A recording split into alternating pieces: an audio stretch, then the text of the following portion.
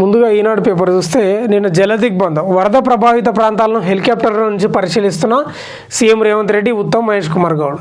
వాళ్ళు దిగి చూస్తే బాగుంటుంది. ఆ హెలికాప్టర్ సరే ఏరియల్ సర్వే చేయడం తప్పేం లేదు, ఎందుకంటే ఎక్కడెక్కడ దానికి సంబంధించిన పంటలు ఎక్కడ నష్టమైనాయి, ఎక్కడ కాలనీలు మునిగినాయి అనేది ఒక ఏరియల్ సర్వే చేయడం మంచిదే. కానీ తర్వాత ఈరోజు రేపు పోయి పూర్తి స్థాయిలో చేస్తే బాగుంటుంది.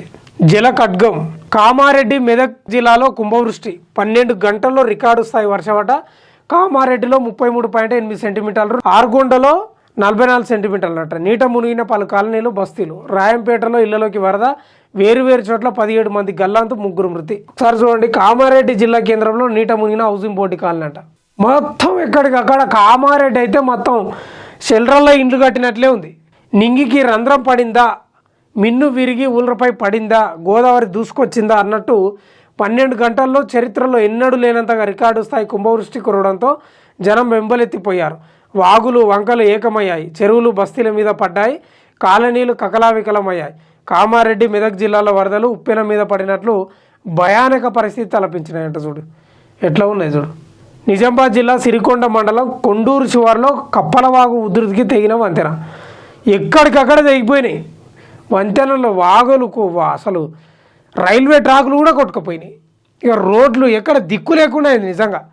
కామారెడ్డిలో అయితే అసలు చరిత్రలో అక్కడ వాళ్ళు చెప్తున్నారు ప్రజలు, మేము చూడలేదు, మేము పుట్టిందంటే అసలు చూడలేదు, మా తాతలు కూడా చూడలేదు అంటే ఇంత అని వాళ్ళు చెప్తున్న పరిస్థితి కనిపిస్తుంది. ఇక్కడ చూడండి, మెదక్ జిల్లా నార్సింగ్ వద్ద కోతకు గురైన 44వ జాతీయ రహదారి అంట. యుద్ధ ప్రాతిపదికన సహాయక చర్యలు, వరద ప్రభావిత ప్రాంతాల్లో సీఎం ఏరియల్ సర్వే. ఓ అబ్బో.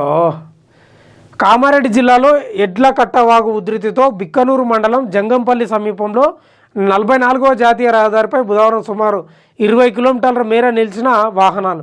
ఈ ట్రాఫిక్ సమస్యను తీర్చడానికి అధికారులు 36 గంటలు పట్టిందంట.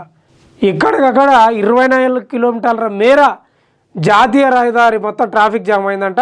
దా ట్రాఫిక్ని క్లియర్ చేయడానికి 36 గంటల సమయం పట్టిందా. ట్రాఫిక్లో ఇరుక్కుంటే ఎంత నరకమో ట్రాఫిక్లో ఇరుక్కున్న తెలుసా బాధ. ఏం కథ, ఏం లక్షణం.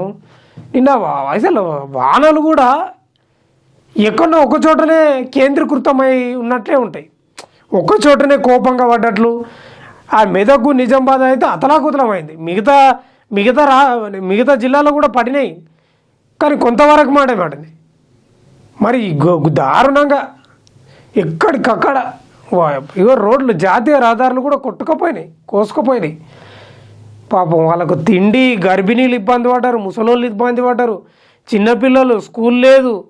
స్కూల్ అంటే సెలవులు ఇచ్చారు, అది వేరే విషయం. కానీ చిన్న పిల్లలు వేసుకొని వాళ్ళు అయితే చాలా ఘోరం. ఇక పోచారం డ్యామ్ అయితే మత్తడి దుంకింది ఇట్లా. ఇక ఊరు వాళ్ళు ఉంటారు కదా పక్కల గ్రామాలలో, వేరే ఫంక్షన్ హాళ్ళకి అక్కడిక్కడ తరలించినట్టు. ఒకవేళ పోచారం డ్యామ్ తెగితే ఎంత ప్రమాదమో చూడండి. కానీ దేవుని దయ వల్ల అయితే ఏం జరగలేదు, సంతోషం అది.